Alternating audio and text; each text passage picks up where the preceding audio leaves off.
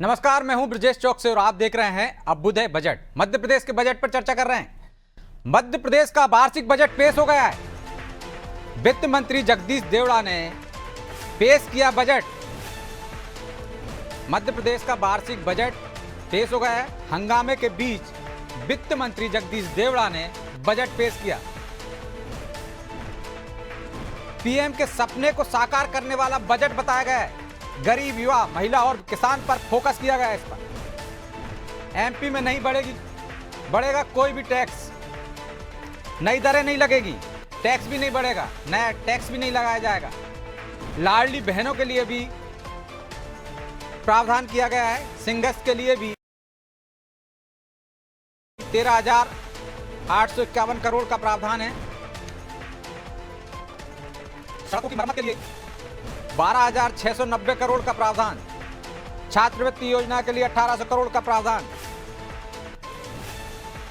7,95,000 विद्यार्थियों को आर्थिक सहायता।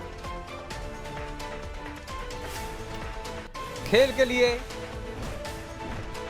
815 करोड़ का प्रावधान। परिवहन क्षेत्र के लिए 6,151 करोड़ का प्रावधान। कल्याण विभाग के लिए 815 करोड़ बजट में दिए गए। श्रम विभाग के लिए 1,335 करोड़ का प्रावधान किया गया। किसानों को 1 लाख सोलर पंप उपलब्ध कराए जाएंगे, बजट में इसका प्रावधान। पीएम आवास के लिए 6,850 करोड़ का प्रावधान किया गया है। पीएम जनमन के लिए 900 करोड़ का प्रावधान। जी राम जी योजना के लिए 10,428 करोड़ का प्रावधान। मत्स्य उत्पादन के लिए 412 करोड़ का प्रावधान। इस बजट को अभ्युदय बजट का नाम दिया गया है। प्रधानमंत्री सुरक्षा बीमा योजना में 3.64 करोड़ का प्रावधान।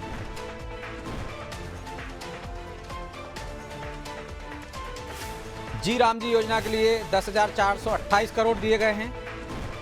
वित्त मंत्री जगदीश देवड़ा ने विपक्ष के हंगामे के बीच बजट पेश किया है।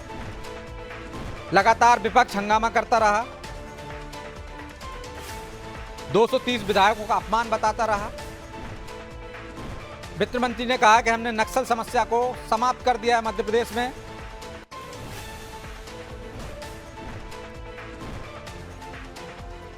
चलिए अब आपको सीधे ले चलते हैं विधानसभा परिसर, जहां मुख्यमंत्री डॉक्टर मोहन यादव बजट पर मीडिया से चर्चा कर रहे हैं। क्षेत्र में अपने आकार के साथ साथ विकास के पर्याप्त धनराशि रखते हुए लगातार आगे बढ़ने के संकल्प की तरफ बढ़ रहा है।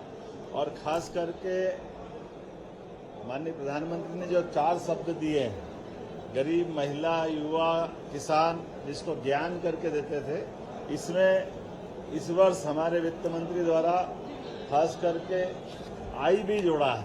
तो ज्ञान से ज्ञानी के मार्ग पर है। I for industry, I for infrastructure, जिसके लिए पर्याप्त रूप से हमारी सरकार ने प्रबंधन किए। देश के अंदर पहला ये बजट है जो एक तरह से रोलिंग बजट है। रोलिंग बजट के आधार पर हम अपने इस राज्य के अंदर आने वाले 2 वर्ष का भी एक खाका खींच करके इस साल के बजट से अगले साल तक के बजट को जोड़ करके जो हमने विकास का पैमाना बनाया है, अमृतकाल 2047 तक और क्रमशः चरणबद्ध हर 5-5 साल में अपनी राज्य की ग्रोथ लगातार बढ़ती जाए। इसी सिलसिले में बजट 2026-27 का आज का बजट जो विनियोग 4,38,317 करोड़ का है, जिसमें 2026-27 में राज्य का सकल घरेलू उत्पाद 18,48,274 करोड़ का अनुमानित है। 2025-26 में पुनरीक्षित अनुमान जो इसकी वृद्धि है ये 10.69% की वृद्धि है। इसमें प्रति व्यक्ति आय 2024-25 की तुलना में 25-26 में 9% की ग्रोथ हुई है। 2026-27 में पूंजीगत व्यय राज्य के सकल घरेलू उत्पाद का 4.80% अनुमानित है। सकल राज्य घरेलू उत्पाद से राजकोषीय घाटा 3.87%। सामान्यतः ऋण सीमा ये 3% की होती है और हमारे पास इस सीमा के अंतर्गत अतिरिक्त ऋण सीमा 0.87% की है। ऐसे में हम इस दायरे के अंदर राज्य के अंदर पूरे देश के अंदर भारत सरकार की गाइडलाइन के अंदर ही अपने बजट को रख करके आगे बढ़ रहे हैं। ये वर्ष 2026 हमने किसान कल्याण वर्ष के नाते से घोषित किया है। इस नाते से उत्पादन और उत्पादकता के लिए 28,158 करोड़ रुपया, आदान व्यवस्था हेतु 64,995 करोड़ रुपया, उपज के बेहतर मूल्य दिलाने के लिए 8,091 करोड़ रुपया, सुरक्षा चक्र विभिन्न प्रकार के फसल के बीमों के लिए 13,769 करोड़, कुल जमा इस किसान कल्याण वर्ष में कृषि वर्ष के लिए अन्य वित्तीय संसाधन सहित 1,15,013 करोड़ रुपए की धनराशि का प्रबंधन किया है। बहुआयामी गरीबी सूचकांक बजट में राज्य की एक अभिनव और दूरदर्शी पहल है। पूंजीगत व्यय वित्तीय वर्ष 2023-24 में और 24-25 में 25-26 में 30% की ग्रोथ से हमारा राज्य आगे बढ़ रहा है। ये अपने आप में एक बड़ी उपलब्धि है। अधोसंरचना विकास में बजट 26-27 में पूंजीगत व्यय परिव्यय में 1 लाख करोड़ से अधिक है, जो प्रदेश के इतिहास में पहली बार हो रहा है कि हम पूंजीगत व्यय में 1 लाख करोड़ से आगे के इंफ्रास्ट्रक्चर के काम के लिए धनराशि का प्रबंधन रख रहे हैं। हमारा अपना वैसे तो सबको जानकारी है ही, समृद्ध मध्य प्रदेश, संपन्न मध्य प्रदेश, सुखद मध्य प्रदेश और सांस्कृतिक मध्य प्रदेश। बगैर संस्कृति के हमारा राज्य अधूरा है और सुखद संपन्न से हमारे राज्य के अंदर गरीबी से लड़ने का, युवाओं को हौसला दिलाने का और इसी आधार पर समृद्धि का मार्ग धारण करने का संकल्प हमारा है। अर्थात सर्वस्पर्शी समावेशी विकास, सुशासन, पर्यावरण, पर्यटन और सांस्कृतिक पुनरुत्थान पर हमने इस बजट को फोकस किया है। आपने ध्यान दिया होगा, पिछले समय हमने समृद्ध मध्य प्रदेश 2047 का दृष्टि पत्र का लक्ष्य रखने का निर्णय किया है। मुझे इस बात की प्रसन्नता है, इस दिशा में बढ़ते हुए ये कदम हमारा अपने उसी भाव को लेकर आगे बढ़ रहा है। इस आधार पर जब हमारे छोटे छोटे गांवों तक सड़क पहुंची है, अब आगे बढ़ करके मजरे टोले तक भी हम सड़क ले जाने वाले हैं। इसके लिए 21,630 करोड़ रुपए की धनराशि का प्रबंध रखा है और इसी आधार पर 2026-27 के लिए 800 करोड़ रुपए का हमने इसमें प्रावधान किया है। 4,572 करोड़ के जो विभिन्न क्षतिग्रस्त पुल पुलियां हैं, इनके लिए भी और पुनर्निर्माण के लिए भी हमने समावेशी सब प्रकार के विकास के ऊपर ध्यान दिया है। यही कारण है कि लगभग 900 करोड़ के पुल पुलिया पुनर्निर्माण के लिए 900 करोड़ की राशि का प्रावधान इस बजट में किया गया है। सिंहस्थ महापर्व को लेकर 13,891 करोड़ रुपए की राशि रखी गई है और 2026-27 में, क्योंकि सिंहस्थ तो 28 में है, ऐसे में आने वाले समय में और भी ऐसे कई कामों के लिए 3,060 करोड़ रुपए की प्रबंधन इस बजट में किया गया।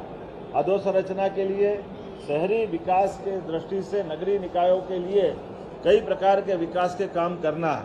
इसके लिए हमने खासकर अधोसंरचना के लिए एक योजना का नाम दिया है द्वारका योजना। भगवान कृष्ण का वो काल जब द्वारकाधीश होकर उन्होंने दुनिया के अंदर अपनी द्वारका के माध्यम से धर्म की यात्रा भी और विकास का सुमार्ग दिखाया। हमारी स्थानीय निकाय की ये योजना द्वारका, जिसके माध्यम से अलग अलग प्रकार के हेड में लगभग 5,000 करोड़ की धनराशि रखने का हमने इसमें प्रावधान किया है। मैं ग्रामीण क्षेत्रों के लिए इस वर्ष ये एक अद्भुत योजना बनी है, जिसके आधार पर जहां हमने पिछले समय ग्रामीण जनों को पट्टे दिए थे, उस पट्टे के बजाय लगभग 3,800 करोड़ की लागत से उनको मालिकाना हक देंगे। अब कई बैंकों में कई जगह ऋण के लिए या स्वामित्व के लिए आमतौर पर रजिस्ट्री का महत्व होता है, पट्टे को लोन लेने में अटपटा मानते हैं। मैं समझता हूं कि ये सबसे बड़ा निर्णय है, जिसके आधार पर हम मुद्रांक और पंजीयन शुल्क से ये जो किसानों को जो रजिस्ट्री कराई जाएगी वो रजिस्ट्री का पूरा पैसा सरकार देगी और रजिस्ट्री उनके हक की होगी। ये हमारे लिए सबसे नया नवाचार है और पूरे देश का भी पहला नवाचार है जब हमारे अपने ग्रामीण अंचल के प्रत्येक व्यक्ति को उनके अपने खुद के दस्तावेज में रजिस्ट्री का सारा खर्च सरकार उठाने जा रही है। यशोदा दुग्ध प्रदाय योजना अर्थात स्कूल के अंदर 5 वर्षों के माध्यम से हमारे बच्चों को आमतौर पर फूड के आधार पर फूड के साथ साथ टेट्रा पैक में अर्थात पैकेज में दूध भी देंगे और दूध से उनकी अपनी पोषकता के साथ साथ ये नवाचार हमने प्रारंभ किया है। इसके लिए भी 5 वर्षों में 6,600 करोड़ का प्रावधान हमारी सरकार के द्वारा किया गया। मुख्यमंत्री लाडली बहना योजना आप अंदाज लगा लो, इतना बजट तो 2002-03 तक का कांग्रेस के शासनकाल में 1956 में मध्य प्रदेश बना था। लगभग 20-22 हजार करोड़ का बजट रहता था। अकेली लाडली बहना योजना के लिए हमने अपने बजट में 23,883 लगभग 24,000 करोड़ का बजट लाडली बहना के लिए ही रखा है, क्योंकि हमने विकास के लिए पर्याप्त ध्यान दिया है। तो हमारी योजनाओं के लिए भी प्रतिबद्धता है। हम किसी योजना को बंद भी नहीं कर रहे, लेकिन पर्याप्त धनराशि देकर के हमने जो हमारा कमिटमेंट है उसको निभाने के लिए आगे बढ़ रहे हैं। विकसित भारत गारंटी फॉर रोजगार योजना हमारे लिए, इसमें आजीविका मिशन सहित लगभग 10,428 करोड़ का प्रावधान इसमें भी किया गया है। मैं जब आपसे बात कर रहा हूं तो कुल मिलाकर के ये बजट समृद्ध, संपन्न, सुखद और सांस्कृतिक मध्य प्रदेश के सपने को साकार करने वाला है। एक तरफ जब हम बजट में आगे बढ़ रहे हैं, 1 रुपया टैक्स नहीं बढ़ाया गया है। ये हमारे बजट की तीसरे साल की विशेषता भी है।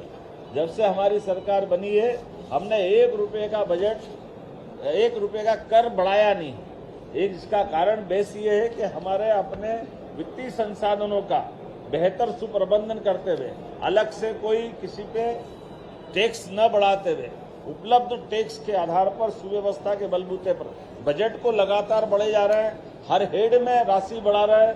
योजनाओं को, कोई योजना को बंद नहीं कर रहे हैं, बल्कि हर योजना के लिए धनराशि का पर्याप्त प्रबंधन करते हुए हम वो सब कर रहे हैं जिसके लिए राज्य की आवश्यकता है। इसलिए आज जब देश का तीसरा सबसे युवा राज्य मध्य प्रदेश है, तो युवाओं के लिए, रोजगार के लिए भी पर्याप्त प्रावधान किए हैं। हमारे विकास के सभी पैमानों के लिए एयरपोर्ट से लगा करके नए प्रकार के ग्रीनफील्ड रोड बनाने तक, नए कॉलेज और नई सांदीपनी विद्यालय से लगा करके नए हॉस्पिटलों तक, मेडिकल कॉलेज से लगा करके सभी प्रकार के इंडस्ट्रियों तक, सभी प्रकार के एविएशन के प्रोत्साहन फलस्वरूप हमारा राज्य एकमात्र राज्य है जहां हेली सर्विस के आधार पर भी हम पर्यटकों को अपने से जोड़ करके उनके लिए बीमार है तो एयर एम्बुलेंस और घूमने आए तो उनके लिए हेलीकॉप्टर की सुविधा भी दे रहे हैं। और जहां हेलीकॉप्टर की सुविधा दे रहे हैं वहां प्लेन की सुविधा भी दे रहे हैं। और प्लेन की टिकट के लिए आमतौर पर जैसे उत्तराखंड के अंदर अगर 3 मिनट का वायुयान सेवा या हेलीकॉप्टर सेवा में व्यक्ति बैठता है तो लगभग 15 से 20 हजार रुपया उसको लगते हैं। उसके उलट हमारे यहाँ 45 मिनट की यात्रा में हम केवल उससे 1/10 ले रहे हैं, बाकी का सारा पैसा हमारी तरफ से दे रहे हैं। इसी के कारण से हमारे सभी प्रकार की हवाई सेवाओं में सफलतापूर्वक अब तीसरे वर्ष में प्रवेश करते हुए पर्याप्त प्रावधान किया गया। और यही कारण है कि देश के अंदर सबसे ज्यादा पर्यटकों की संख्या लगभग 13.5 करोड़ से ज्यादा अगर आई है तो मध्य प्रदेश में आई है। मुझे इस बात की भी प्रसन्नता है, धार्मिक पर्यटन ने भी हमारे अभी तक के सारे रिकॉर्ड तोड़े हैं, जिसके आधार पर देश के अंदर सबसे ज्यादा पर्यटकों की, धार्मिक पर्यटकों की संख्या भी अब अपने प्रदेश के अंदर आई। इसी के साथ साथ विदेशी पर्यटकों की संख्या भी उल्लेखनीय 1.5 लाख से ऊपर की संख्या में हमारे राज्य के अंदर विदेशी पर्यटक भी आए। लेकिन आने वाले समय में ये इनकी संख्या और बढ़े, इसलिए टेंट सिटी से लगा करके स्टार और स्टार से लेके होम स्टे तक सभी प्रकार के क्षेत्र में हम विकास कर रहे हैं। और साथ ही साथ वन्य जीवों के लिए भी हमारे यहाँ वन्य संपदा पर्याप्त रूप से है। मुझे आज की ही आपको जानकारी देते हुए आनंद है, हमारा चीता परिवार और बढ़ रहा है। आज नए चीतकों के नए शावकों का आपने सबने दर्शन किए होंगे। हम सब महसूस कर रहे हैं कि हमारे पास 35 से संख्या बढ़कर 38 हो रही है और 8 वयस्क चीते बोत्सवाना से इसी महीने आने वाले हैं। एक एक करके सभी प्रकार के वन्य प्राणी, और इसी महीने कोशिश कर रहे हैं जंगली भैंसा जो लगभग हमारे यहाँ 100 साल पहले विलुप्त हुआ है, असम से वो भी आने वाला है। पर्याप्त धनराशि का प्रबंधन करते हुए हमने बजट में इस बात का प्रावधान भी किया है कि जब हमारे जंगल में जानवर बढ़ रहे हैं तो जानवरों के साथ सह आवास के आधार पर बफर जोन में जो आवासीय बस्तियां हमारे ग्रामीण अंचल के लोग रहते हैं उनकी सुरक्षा के लिए भी फेंसिंग का पर्याप्त प्रावधान रखा है। एक तरफ हम जनजागृति के काम कर रहे हैं, उनके लिए आकाशवाणी की सुविधा दे करके अगर हाथियों का दल भी आ रहा है तो जंगल में हाथियों के दल के मूवमेंट के आधार पर वनवासियों के साथ हमारे ग्रामीण वासियों को भी सूचना दे करके जंगल के जानवर भी सुरक्षित रहे और मानव भी सुरक्षित रहे। ऐसे कई प्रकार के हम काम कर रहे हैं। उम्मीद कर रहे हैं कि विकास के इस क्रम में लगातार हम आप सब मिल करके यशस्वी प्रधानमंत्री के नेतृत्व में आगे बढ़ते रहेंगे। एक बार फिर वित्त मंत्री, हमारे वित्त विभाग के सभी अधिकारियों ने काफी मेहनत करके अच्छा बजट बनाया है। मैं आपके माध्यम से उनको सबको भी बधाई देता हूँ।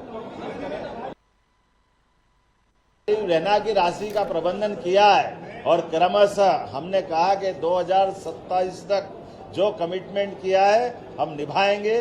किसी भी लाडली रहना को राशि से वंचित नहीं होने देंगे और निर्धारित लक्ष्य तक प्राप्त करेंगे।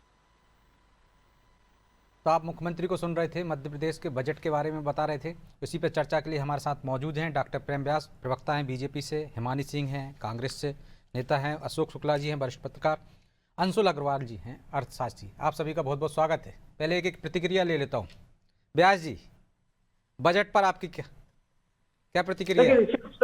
बजय जी, विकसित मध्य प्रदेश के संकल्पों को पूर्ण करते हुए आर्थिक सशक्ति प्रदान करता हुआ सामाजिक विकास को जो है तीव्र गति देता हुआ और सामाजिक संतुलन बनाकर जिस तरह से चारों वर्गों की बात की गई है उसको सशक्त करते हुए विकसित मध्य प्रदेश के संकल्पों को पूर्ण करता हुआ बजट है। मुझे लगता है सभी क्षेत्रों में महत्वपूर्ण जो बढ़ाव पूर्व किए गए थे, जो कार्य पूर्व किए गए थे, जिनको उसको आगे बढ़ाना था उसको आगे भी बढ़ाए, नए संकल्पों को जोड़ा गया और निश्चित रूप से विकसित मध्य प्रदेश के संकल्पों को पूर्ण करता हुआ बजट है। ठीक है, हिमानी जी, आप कैसे देखती हैं बजट को?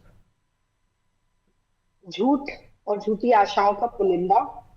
न पूर्व पिछले साल के जो बजट की बातें थी वो पूरी हुई, न जिस तरह का बजट पेश किया गया बिना किसी आधार के उम्मीद दिख रही है कि अभी भी कुछ भी पूरा नहीं हो पाएगा।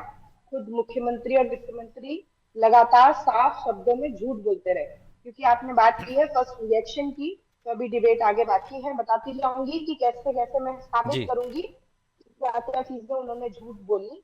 अगर आप अलाउ करें तो मैं भी साबित कर दूं कि ठीक। मैं अभी एक छोटी छोटी प्रतिक्रिया लेना चाहता था, फिर हम विस्तार से तो चर्चा करेंगे।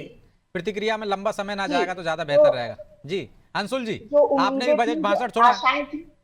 जी, आपने भी बजट भाषण सुना पूरा, मुख्यमंत्री को भी सुना, आप कैसे देखते हैं?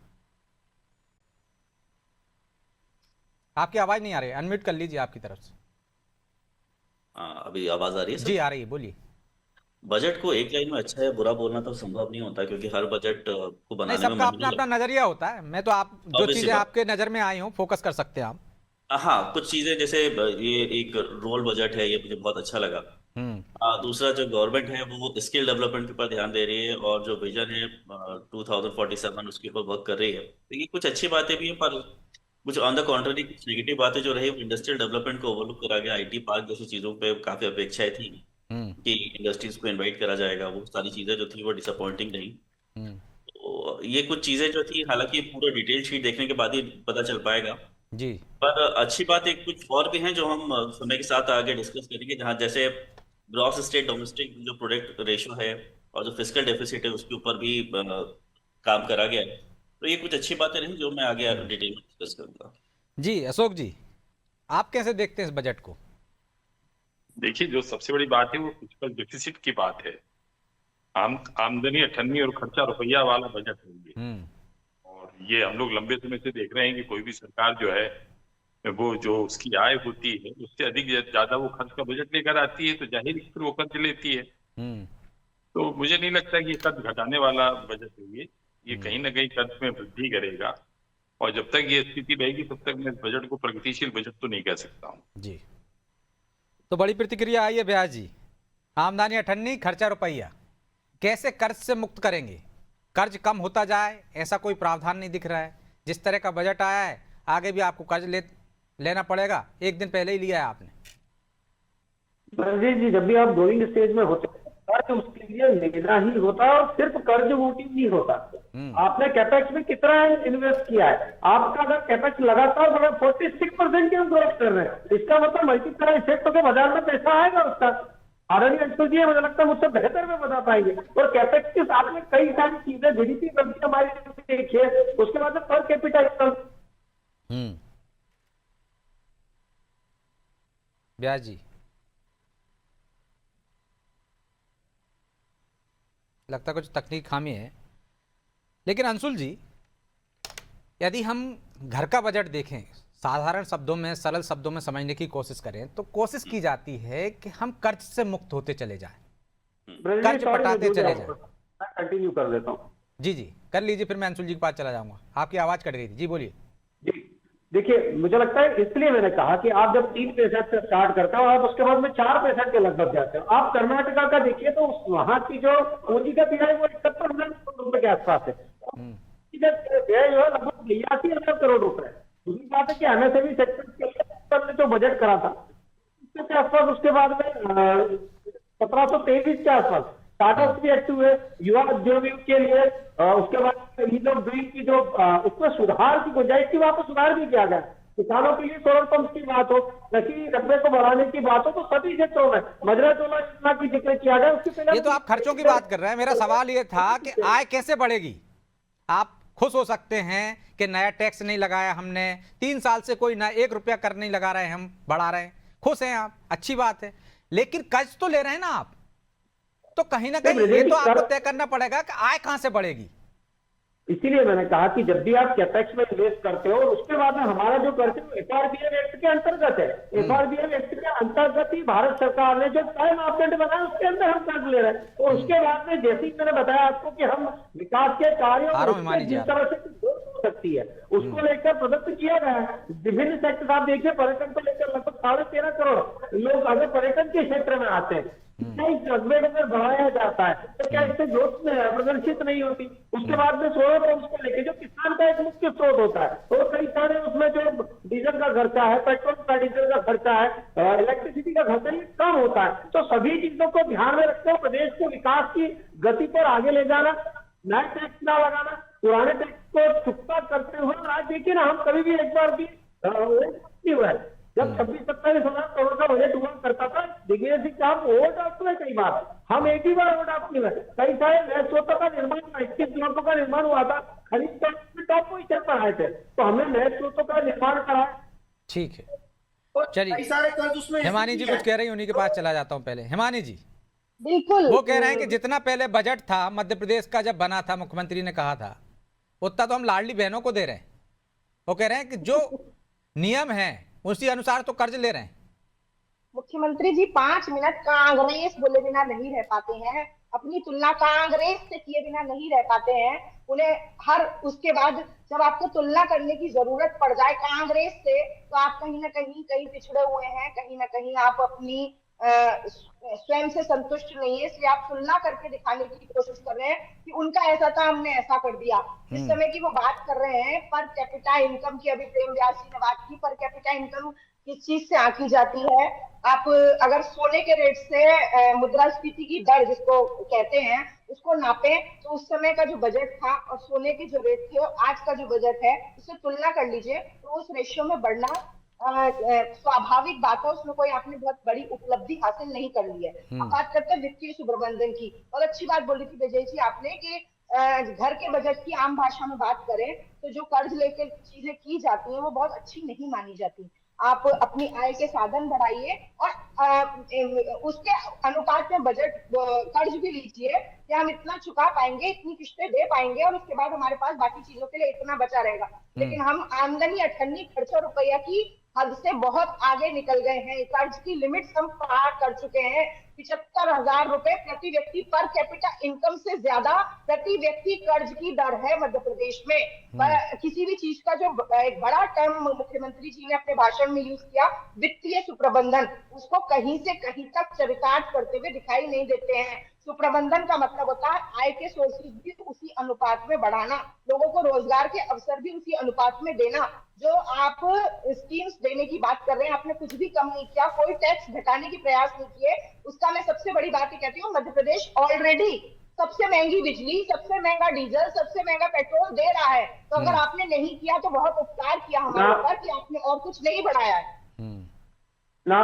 हिमाचल में क्या दर है, कर्नाटका में क्या दर है? मध्य प्रदेश के बजट में मैं हिमाचल और उसकी बात करूंगी, मैं यहाँ रह रही हूँ, डीजल बोल रहे हैं, वो वहाँ की बात करूंगी, पेट्रोल डीजल की बात कर रहे हैं। कुछ भी नहीं कह पाते। पेट्रोल डीजल की बात करें, सबसे ज्यादा मध्य प्रदेश दे रहा है, उसका जवाब दिया मैंने। एक एक करके बोली हिमानी जी, पर्याप्त समय है। तर्कों के साथ जवाब देंगे, मजा आएगा डिबेट में। तर्कों के साथ जवाब आएगा, सवाल आएंगे तो मजा आएगा। इस तरह से बहस करने से कोई मतलब नहीं है। यदि बजट में कोई कर नहीं लगाया है, अंशुल जी, जो मैं आपसे पहले सवाल कर रहा था, जिस पर थोड़ा सा हिमानी जी भी गई थी जी, कि हम यदि कोई बजट बनाते हैं, मान लीजिए मैंने घर पे कर्ज लिया है, तो मैं कोशिश करता हूं अपना कर्ज पटाऊं पहले, फिर दूसरा कर्ज लूं। तो आपको लगता है कि सरकार उस दिशा में बढ़ती नजर आ रही है कि हम कैसे कर्ज का बोझ कम करते जाएं मध्य प्रदेश पे, कैसे आय के साधन बढ़ाते जाएं? मैं यहाँ पर सहमत नहीं हूँ जो सरकार के स्टेप्स हैं कर्ज को कम करने के लिए, क्योंकि क्या होता है कि मुझे ऐसा लग रहा है कि जो फ्री बीज हैं उसके डिस्ट्रीब्यूशन के लिए हम लोग ज्यादा फोकस्ड हैं। बिल्कुल। अब अगर हम रेवेन्यू की बात करें, नए कर लगाना बहुत ज्यादा अब स्टेट गवर्नमेंट के हाथ में नहीं रह गया। देखिए, जो स्टेट की सबसे बड़ी कमाई होती थी तो पहले वैट से होती थी। जब से जीएसटी रिजीम आ गया तो जीएसटी काउंसिल के थ्रू सारे के रेट्स डिसाइड होते हैं। तो everything is govern by GST council. Even union budget के अंदर भी जीएसटी में बहुत ज्यादा वो लोग चेंज नहीं कर सकते। जो छोटे मोटे टैक्सेस होते हैं, जैसे आपका पेट्रोल डीजल के ऊपर बात हो गई या फिर लिकर के ऊपर बात हो गई, वही तो बचा है राज्य सरकार के पास, वही बचा है बस राज्य सरकार के पास। तो टैक्स नहीं लगाना कोई बहुत तो बड़ा सेगमेंट नहीं था। हमें अब जैसे जो एरिया थे जहाँ पे ऐसा लगता था कि रेवेन्यू बहुत बढ़ सकता है, मुझे ऐसा लगा कि वो ओवरलुक रह गए। जैसे फॉर एग्जांपल अगर हम बात करें कि हम इंडस्ट्रियल डेवलपमेंट की बात करें, अब आप एक तरफ ने आपने विद्यालय खोल दिया, आप स्किल डेवलपमेंट के ऊपर फोकस कर रहे हो, पर वो जो एंटरप्रेन्योर्स बनेंगे उन एंटरप्रेन्योर्स के लिए आपने प्लेटफॉर्म कहाँ दिया? आपने नए इंडस्ट्रीज को कहाँ बुलाया? आपने जो आईटी पार्क्स बनाए, उन आईटी पार्क्स में जो कंपनियां वापस जा रही हैं, जो नहीं इंफ्रास्ट्रक्चर डेवलप कर पा रही, उनको क्या इंसेंटिव्स दिए जिसके कारण वो आपके स्टेट में रुके रहे? क्योंकि जब तक कंपनीज एमपी में स्टैब्लिश नहीं होंगी तब तक उनका रेवेन्यू एमपी में नहीं आएगा।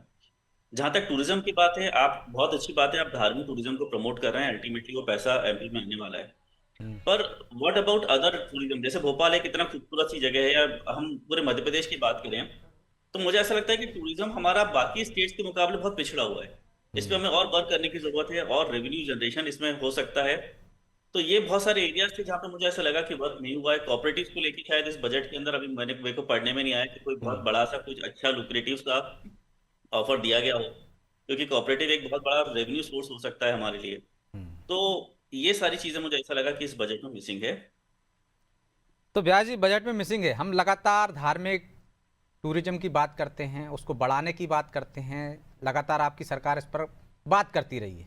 लेकिन आप देखिए, यदि उज्जैन में हम देखें तो वहाँ पर्यटन बढ़ा है, बाकी की जगह ऐसे प्रयास नहीं हुए। चाहे आप राम वनगमन पथ की बात करते हो, चित्रकूट में वैसा विकास नहीं हुआ, दूसरी जगह वैसा नहीं हुआ।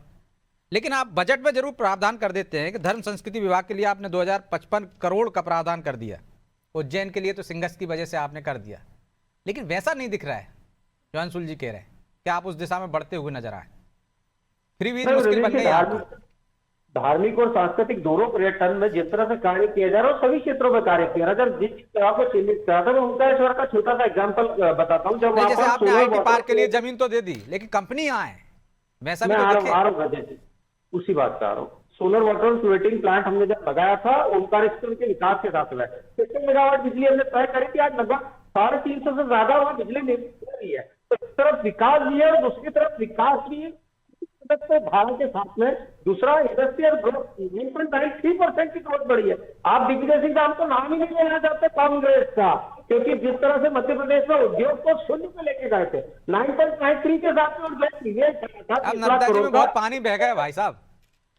ब्रजेश जी 11 लाख करोड़ रुपए के आसपास के कार्य प्रारंभ हो चुके हैं। उज्जैन में जो विक्रमपुरी सेक्टर है वहां पर जमीन कम सेक्टरों से दिए गए। पीथमपुरी में जो 4-5 सेक्टर है उसके अलावा भी वाहन टेस्टिंग के लिए नए सेक्टर से दिए गए। तो ये प्रदर्शन करता है कि वो धरातल पर आकर कार्य कर रहे हैं। इसीलिए मैंने कहा कि जब आप कैपेक्स में, जब आप जो सिंचाई क्षेत्र बढ़ाने में, जब आप उद्योग रोजगार में, चाहे वो मत्स्य पालन हो, नए लगभग 51 इंडस्ट्रियल पार्क बन रहे हैं, उसके बाद में पीएम मित्र पार्क की बात हो, बन रहे हैं ना, लेकिन आप चाहे मुख्यमंत्री हो चाहे वित्त मंत्री हो इस बात पर गर्व कर रहे हैं कि हम तीसरा युवा प्रदेश हैं, तो उसी युवा को तो रोजगार चाहिए। आप 15,000 शिक्षकों की भर्ती करेंगे आप, बस उसको कहां से काम देंगे जब कंपनियां नहीं आई, तो युवा कहां से काम।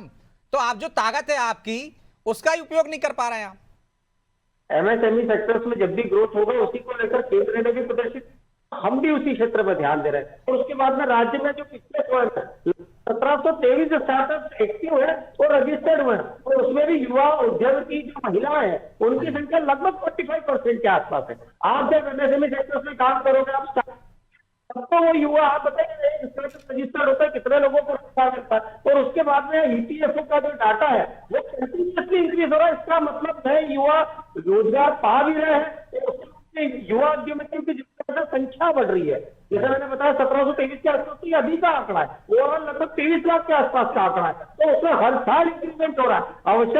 आवश्यकताओं की पूर्ति करते हुए, चाहे वो जीएस मीट की बात हो, चाहे वो जीविकाओं की बात हो, चाहे वो रोजगार की बात हो, सिंचाई क्षेत्र को बढ़ाने की बात हो, इंफ्रास्ट्रक्चर में इन्वेस्ट करने, सभी क्षेत्रों में जब बढ़ाया जा रहा है तो ओवरऑल ग्रोथ प्रदर्शित होगी।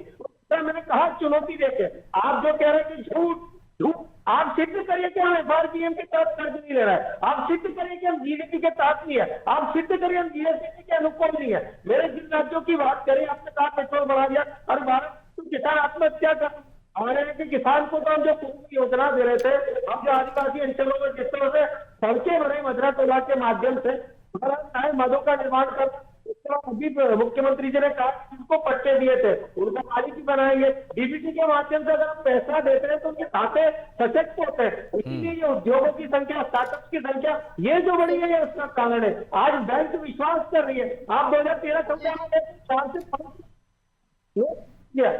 छोड़ दिया था उन लोगों का, जिनसे आपको कर्ज लेना था, वहीं पर आज हम जितना आपके पास आ रहा और विकास भी हो रहा है। तो मुझे लगता है कि मध्य प्रदेश के, विकसित मध्य प्रदेश के संकल्पों के लिए जितना आवश्यक है, चाहे वो खरीद की प्रणाली हो, चाहे सिंचाई क्षेत्र बढ़ाना हो, उद्योगों को प्रोत्साहन करना, उनको लेके जो एनडीपी। ठीक है, हिमानी जी जवाब दे रही हैं, आपके सवालों का जवाब दे रही हैं। प्रेम व्यास जी ने बोला सिद्ध कीजिए, सिद्ध करने के पॉइंट पे आ गई हूँ। हालांकि पैनल में जो लोग बैठे हैं उन्होंने भी बहुत कुछ बोल के सिद्ध करने का प्रयास किया है, पर जो स्वीकारेगा नहीं वो सुधारेगा नहीं। इस पैटर्न पर चलते हुए घोषणाएं और एक्टिव क्रियान्वयन, आपने बोला 2055 करोड़ रुपए का बजट दिया गया संस्कृति और पर्यटन के लिए, लेकिन आप अगर पर्यटकों को सुविधाएं नहीं दे रहे हैं, आप उनको सुरक्षा नहीं दे पा रहे हैं। आपके मंत्री बोल रहे हैं कि जो विदेशी पर्यटक आए उनको सुरक्षा कर्मियों को सूचित करके जाना चाहिए, वरना उनके संग छेड़खानी की घटना हो सकती है। और आप उम्मीद कर रहे हैं, आप हेडलाइंस में आते हैं, आपके यहाँ विदेशी खिलाड़ी, जो अपने देश के खिलाड़ी आते हैं, वो आरओ स्पेशली 1.5 लाख का खरीद के लाते हैं, और आप बात कर रहे हैं कि पर्यटकों को आप अट्रैक्ट कर पाएंगे। वही बात, आप बिजली महंगी दे रहे हैं, आप पेट्रोल महंगा दे रहे हैं, आप डीजल महंगा दे रहे हैं, आप 50% कमीशन ले रहे हैं, आप ऐसी चीजें व्यापारियों के लिए करके दे रहे हैं तो कंपनियां आने के लिए तैयार नहीं है। अब बजट में घोषणाएं करते रहिए, लेकिन अगर फलदायी क्रियान्वयन किन्हीं चीजों का नहीं होगा तो ये सब बजट की राशि सिर्फ घोषणाओं में और आज की डिबेट्स में बन के रह जाएगी।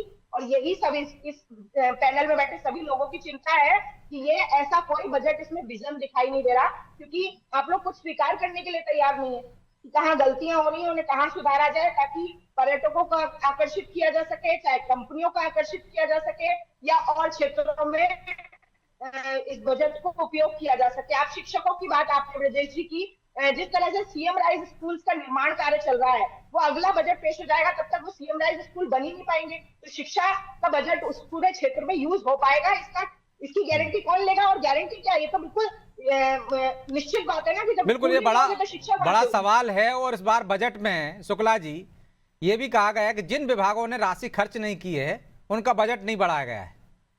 तो एक तरफ आप बजट का प्रावधान तो कर देते हैं लेकिन खर्च ही नहीं होता है वो। नहीं, ये सब चीजें तो है कि राशि नहीं खर्च हो पाती है, प्रबंधन की स्थिति तो है, लेकिन इससे ज्यादा महत्वपूर्ण जो बजट है उस पर मैं आपका ध्यान आकृष्ट करना चाहूंगा। आप अपनी घरेलू जरूरतों को लेकर कुटीर उद्योग क्यों नहीं लगा रहे हैं? उसको बढ़ावा देने के लिए आप क्या कर रहे हैं? इस बजट में क्या प्रावधान है? एमएसएमई सेक्टर को क्या दे रही है सरकार इस बजट में? जबकि आपकी सरकार ने कहा था कि एक जिला एक उत्पाद पर हम फोकस करेंगे, वो नजर ही नहीं आ रहा कहीं। बिल्कुल बिल्कुल। और जब तक आप जो है उद्योगों को आप बढ़ावा नहीं देंगे, कुटीर उद्योग जब तक आप नहीं बढ़ाएंगे, आप केवल आपको लगता है कि विदेशी निवेश आ जाए। आपने कह दिया कि 33 लाख करोड़ का निवेश आ गया है, लेकिन क्या वो जमीन पर उतरा? जैसे भी आईटी पार्क की चर्चा हो रही थी कि कंपनियां नहीं आई हैं। तो आपके पास में एक विजन होना चाहिए कि हम अपनी इनकम को कैसे जनरेट करेंगे। अभी आपका एस्टेब्लिशमेंट खर्च देख लीजिए कितना है आपका, जितनी आपकी कमाई है उतना आप उस पर खर्च कर रहे हैं, स्थापना व्यय है आपका। ऐसे में आप कैसे प्रगतिशील बजट लाएंगे? कैसे मध्य प्रदेश को आप आगे ले जाएंगे?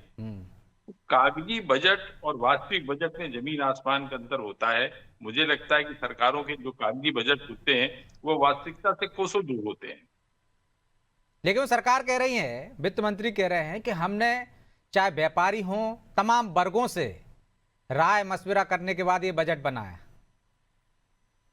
पता नहीं वो कौन से व्यापारी थे जिन्होंने इनको ये राय दे दी कि आप इस तरह से कीजिए कि 1 रुपया कमाइए और 1.5 रुपया खर्च कीजिए। मुझे नहीं लगता कि किसी व्यापारी ने ये सलाह दी होगी सरकार को कि आपका एस्टेब्लिशमेंट खर्च इतना ज्यादा, उसको कम करने के लिए आप क्या कर रहे हैं? आप मतलब ऐसे सलाहकार हैं तो फिर ऐसे दोस्त कहें उनको तो दुश्मन की जरूरत ही नहीं है।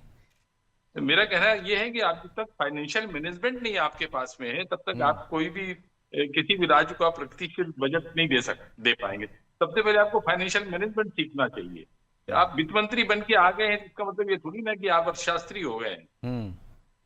लेकिन वित्त मंत्री अर्थशास्त्री नहीं होता है, वो तो बनाते अधिकारी हैं। लेकिन हमारे पास तो अर्थशास्त्री है, हम उन्हीं से पूछ लेते हैं।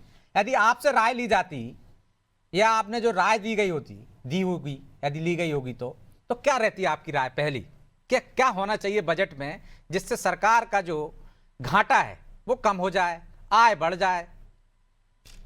अंशुल जी। अच्छा, आप मुझसे पूछो जी। देखिए, बहुत सारे एक पर्टिकुलर राय या एक पर्टिकुलर पॉइंट को आप प्रेस करके आय नहीं बढ़ा सकते। बिल्कुल सही बात।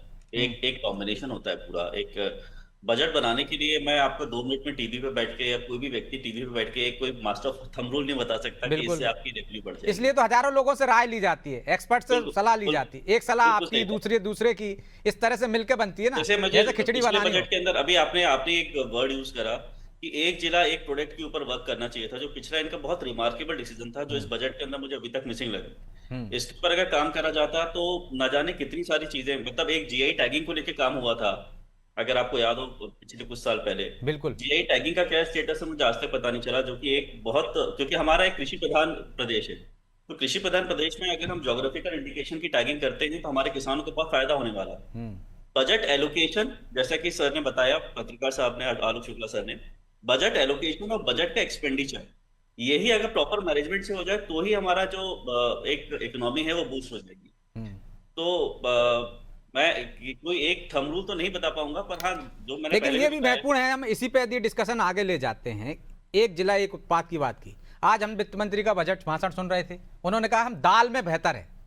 अरे आप चावल में भी बेहतर हैं, बासमती में, लेकिन क्या आपने उस पर फोकस किया? आप बहुत सारी चीजों में बेहतर। ज्योग्राफिकल इंडिकेशन जो है वो पंजाब के पास है, जीआई टैगिंग जो है उसकी पंजाब के पास है, जो बासमती राइस हमारे इतना सारा उगता है। अरे हमारे पास चिन्नूर भी है, हमारे पास बालाघाट का अलग है, सीओर का अलग है। बिल्कुल सही। हमें टैग मिले ना मिले, हम उसको उस तरह से बढ़ा तो सकते हैं, जो हमारी पास ताकत है कृषि की। तो ब्यास जी, आपने कहा टैगिंग मिलने का जो पर्पस था वो सिर्फ इतना था कि एक बार अगर जीआई टैगिंग हो जाती है तो उस जगह की जो वैल्यू होती है, उस प्रोडक्ट की जो वैल्यू होती है वो कई गुना बढ़ जाती है। बिल्कुल बढ़ जाती है, और हमने इसकी लड़ी भी थी, लेकिन जीत नहीं पाए, वो बात अलग है। लेकिन ब्यास जी, आपकी सरकार, योजना अच्छी है, आपको सलाह देने वाले भी अच्छे हैं, हो सकता है उन्हीं ने सलाह दी होगी पिछली बार आपको कि एक जिला एक उत्पाद, लेकिन आप उस पर काम नहीं करते। आपने कहा था कि जो हम फ्री बीज की योजना है कैसे कम करेंगे, लखपति दीदी बनाएंगे साहब, कितनी दीदियों को आपने लखपति बना के योजना से बाहर कर दिया ताकि खर्च आपका कम हो। नहीं ब्रजेश जी, ये तो पिछली बार जब उन महिलाओं ने, उन बहनों ने छोड़ा था तो कांग्रेस पर सामने आके बोला था।